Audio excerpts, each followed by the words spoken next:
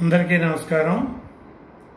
ఈరోజు సెప్టెంబర్ 20 అంటే నట సామ్రాట్ పద్మశ్రీ అక్కినేని నాగేశ్వరరావు గారి శత జయంతి ఉత్సవాల సందర్భం.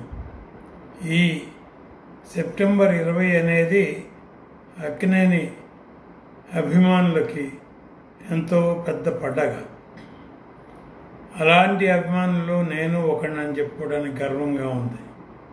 1972లో ఆయనతో ఒక అభిమానంగా నా ప్రయాణం స్టార్ట్ అయ్యి లక్ష్మీ ఫిలిమ్స్లో క్యాషియర్గా వర్క్ చేస్తున్న సందర్భంగా దాదాపు నెలకు ఒకసారి ఆయన్ని కలిసే సందర్భం దొరికేది.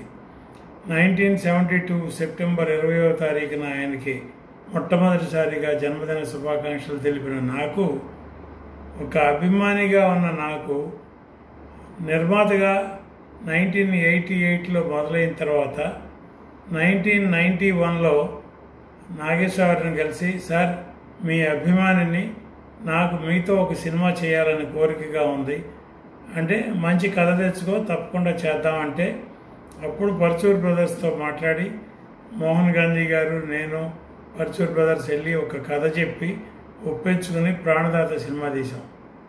మొట్టమొదటిసారిగా ఒక సినిమాకి ఒక హీరో స్వయంగా గడ్డం పెంచడం అనేది ఇదే మొట్టమొదటి సందర్భం.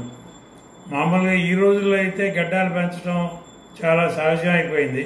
కానీ ప్రతి హీరో గడ్డం పెంచితే గ్లామర్ పోతుందనే రోజుల్లో నాగేశ్వర గారి పాత్ర కోసం, ప్రాణదాత సినిమా కోసం స్వయంగా గడ్డం పెంచి ఆ సినిమాకి చేశారు. ఆ సినిమా షూటింగ్ సందర్భంలోనే నాకు ఒక చిన్న లైన్ చెప్పారు, ఒక రియల్ లైఫ్ స్టోరీ నాకు చెప్పారు. ప్రసాద్, ఈ కథ చేస్తే బాగుంటుంది, నువ్వు వర్కౌట్ చెయ్యి అని చెప్పి ఒక్క లైన్ చెప్పారు నాకు, అంతే. ఆ లైన్ని 5 రైటర్స్తో కూర్చొని వర్కౌట్ చేసి శరత్ డైరెక్షన్లో కాలేజీ బుల్లోడ్ అనే సూపర్ హిట్ సినిమాని తీయటం, సిల్వర్ జూబ్లీ సెలబ్రేషన్స్ చేసుకోవటం నా జన్మ ధరించినట్టే చెప్పుకుంటాను. విజయవాడ తుమ్మలపల్లి కళాక్షేత్రంలో శతదినోత్సవ వేడుకలు కూడా జరుపుకున్నాం.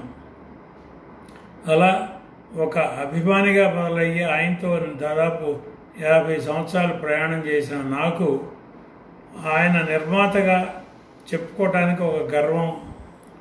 అలాగే ఆయన ప్రముఖ నిర్మాతల లిస్టులో నా పేరు కూడా ఉండటం అనేది ఇంకా గర్వకారణం అని చెప్తూ, ఈ శత జయంతి ఉత్సవాల సందర్భంగా ఆయనని ఒక్కసారి స్మరించుకుంటూ, ఆ దేవదేవుడి దగ్గర ఉన్న మా నట సామ్రాట్ అక్కడ కూడా మంచి కార్యక్రమాలు, మంచి పనులు చేస్తూ ఉండుంటారని చెప్పి నమ్ముతూ సెలవు.